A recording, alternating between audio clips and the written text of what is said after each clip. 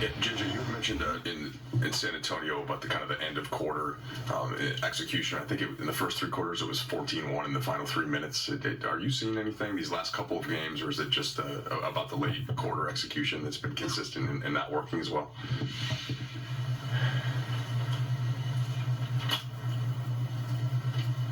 Yeah, I mean, I think you're just in a tough spot sometimes in terms of just reviewing stuff, going over stuff, showing stuff pregame. They're going to try at the end of the quarter to get the ball back.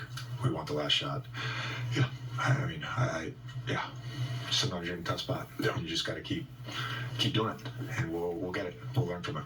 Got it. Is there a larger takeaway from this specific game where, obviously you're in it and you come back and in it late? Yeah, I think the biggest takeaway is we have a lot to build on defensively over the last two games. That was as connected as our group has been on that end of the floor since the first game of the season. Just, really, really outstanding job with a lot of the stuff we talked about. Don't know the exact total, but there were half dozen to a dozen plays that just shot us in the foot, even before the late game stuff.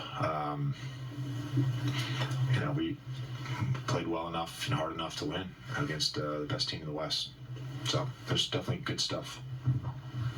JJ, did Max think there was a foul to give him? I'm not sure.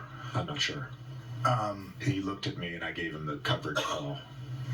And I guess he interpreted that as foul, but obviously I was yelling the coverage call.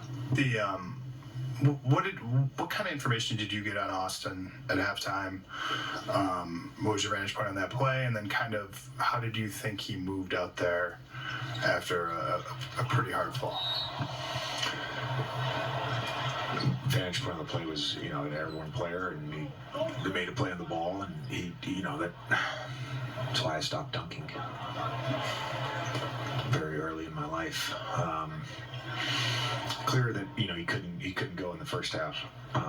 He's tough as nails, and I thought he moved fine. It wasn't really in the flow of the game because of that and not getting to start the second half. So, but I thought he'll be in some pain tomorrow, and we'll just have to kind of assess going forward.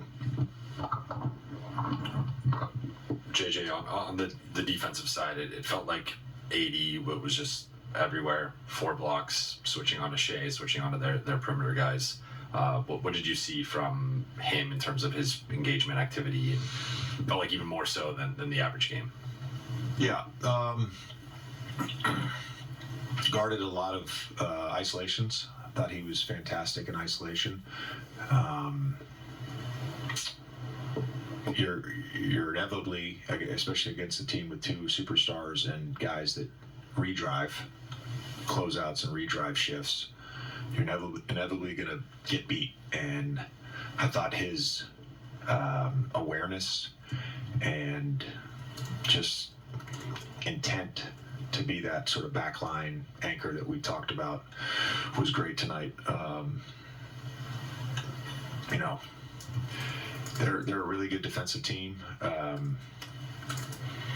There were a lot of stuff that we tried to run, and we got to be better. Me, coaches, all that stuff. And just finding him more scoring opportunities against this team in particular. They did a really good job with him. JJ, kind of to that point, you mentioned that you guys as coaches can set him up more. He only finished, I think, with 10 field goal attempts. I think maybe seasonal outside of, I think, that one game that he had to leave early. What specifically were you seeing from the Thunder that kind of led to that?